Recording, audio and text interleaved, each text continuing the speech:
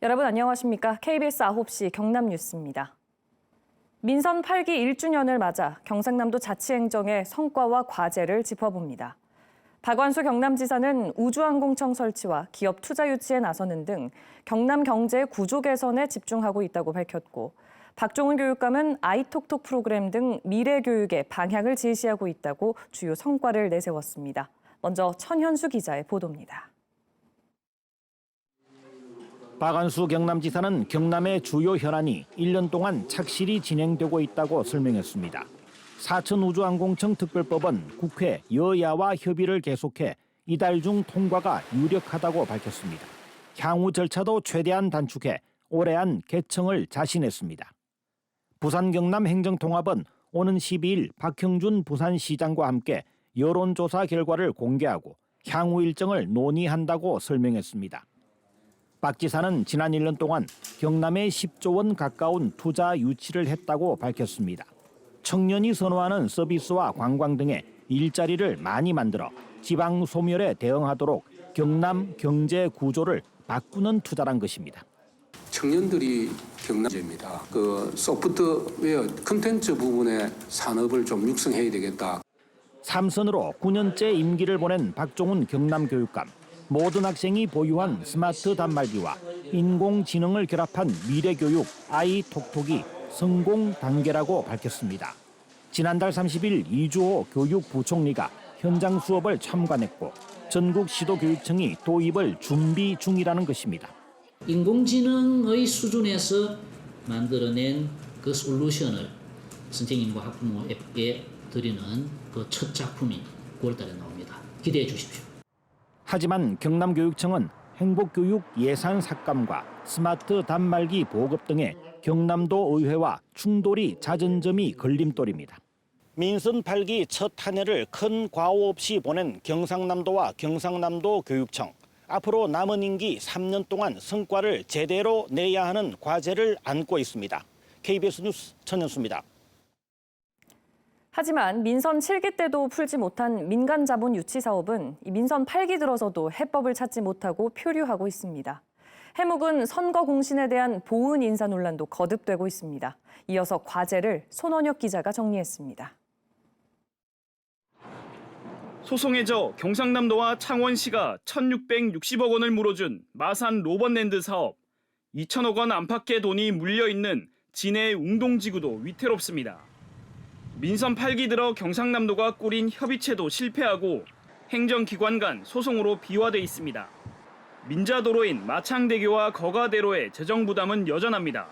근본 해법 없는 요금 인하에는 결국 세금이 투입됐습니다. 창원시의 마산해양신도시 문화복합타운도 청사진이 제시되지 않는 등 해묵은 난제는 그대로입니다.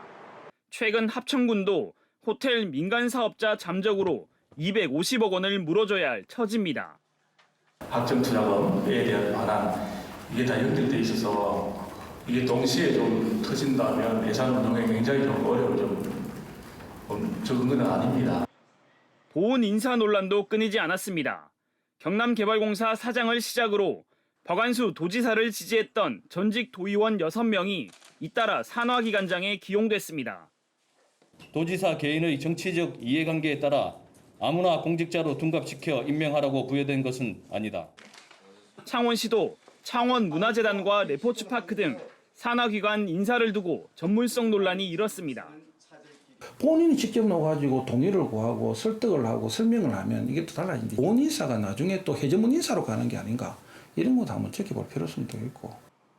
민선 8기 지방의회 정당 분포 불균형 속에서 집행부 견제 부족, 지방 소멸에 대응한 새로운 대응책이 보이지 않는다는 지적도 제기됩니다. KBS 뉴스 손원혁입니다. 지난주 금요일 진해 웅동개발사업 시행자 자격 박탈을 정지해달라며 창원시가 제기한 가처분 신청을 법원이 기각했습니다. 창원시가 본 소송을 이어갈지가 초미의 관심사인데 2천억 원에 이르는 확정 투자비와 지연 이자가 창원시의 소송 여부에 따라 달라지기 때문입니다. 송현준 기자가 취재했습니다. 법원이 시행자 자격 박탈을 정지해달라는 창원시의 신청을 기각한 이유는 4가지입니다. 웅동 사업이 표류하고 있고 창원시가 경제자유구역청의 시행명령을 이행하지 않았다는 점입니다. 또 공공의 복리에 중대한 영향을 미칠 우려가 있고 창원시가 회복하기 어려운 손해가 있다고 보기 힘들다는 겁니다. 경상남도는 창원시의 가처분 신청이 기각된 만큼 사업 정상화에 속도를 내겠다는 입장입니다. 역량을 가진 사업자가 들어와서 인원 민원과 이런 문제들을 해결하고 또 당초에 계획한 그 사업들을 무리 없이 추진할 수 있는. 창원시는 아직 명확한 입장을 정하지 못했습니다. 창원시의 담당 간부는 자문 변호사들과 논의 중이라며 이번 주 내에 본안 소송을 계속 진행할지 결정할 예정이라고 밝혔습니다. 당장 현재 민간 사업자와 정산 문제가 관건입니다. 협약서에 따라 확정 투자비를 올해 말까지 민간 사업자에게 지급해야 하는데 창원시가 본 소송을 유지해 시간이 지연되면 경상남도 추산 1,980억 원의 확정 투자비를 경남개발공사와 창원시가 직접 지급해야 합니다. 또 1년에 118억 원으로 추산되는 지연 이자도 부담해야 합니다. 이 때문에 부산 진해 경제자유구역청은 대체 사업자를 공모하기 위해 현 사업자가 운영하는 골프장 허가를 취소할 방침입니다. 개발공사, 창원시, 또 새로운 대체 사업 시행자 세 사람이 이제 민간 사업자에 대한 비용 정산, 그다음에 요 정리하는 과정 이런 걸 이제 구체화시켜서 가처분 기각에 따라 본안 소송을 이어갈지 창원시의 고민이 깊어지고 있습니다. KBS 뉴스 송현준입니다.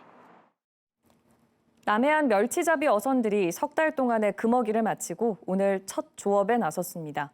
올해 멸치 어장은 넓게 형성될 것으로 보이지만 후쿠시마 오염수 방류가 임박해지면서 어민들은 소비가 위축되지는 않을지 걱정이 앞서고 있습니다. 첫 조업 현장을 김민지 기자가 취재했습니다. 배로 1시간을 달려 도착한 통영 앞바다. 멸치 위치를 파악하는 탐지선을 앞세우고 그물을 끄는 작업선 2척과 가공선이 무리를 지어 바다를 누빕니다. 그물을 끌어올리자 갈치와 멸치들이 뒤섞여 올라옵니다. 전국 마른 멸치 생산량의 절반 이상을 차지하는 경남 멸치잡이 기선권 현망이 휴어 기간을 끝내고 멸치잡이 출어를 시작했습니다. 갓 잡은 멸치는 가공선으로 옮겨 펄펄 끓는 소금물에 통째로 쪄냅니다. 24시간 말린 멸치는 경매를 거친 뒤 전국 각지로 판매됩니다. 최근 3년 동안 멸치 수확량은 해마다 줄고 있는 상황. 하지만 올해는 지난해보다 수확량이 늘 것으로 기대됩니다. 지난 4월 수산과학원 조사 결과 멸치알이 전년 대비 45배 늘고 어린 멸치를 뜻하는 멸치 자원은 18배 는 것으로 분석됐습니다. 어제 잡았기 때문에 하루 먹고 24시간 이상인 때야만 저기 다 말라 들어오는데요. 내일 정도 되면 양이 좀 요보다 10배 이상은 더 많습니다. 하지만 후쿠시마 오염수 방류가 다가오면서 자칫 소비 위축으로 이어지지는 않을지 어민들의 우려는 커지고 있습니다. 기선 권연망 수협은 위판 때마다 수시로 방사능 오염 여부를 검사해 소비자들의 우려를 불식시킨다는 계획입니다. 공포가 확산되고 있어가지고 수산물이 소비가 대폭적으로 이제 위축되고 있는 것은 현실인 것 같습니다.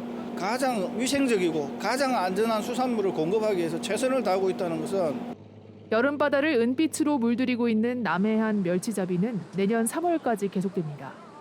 KBS 뉴스 김민지입니다.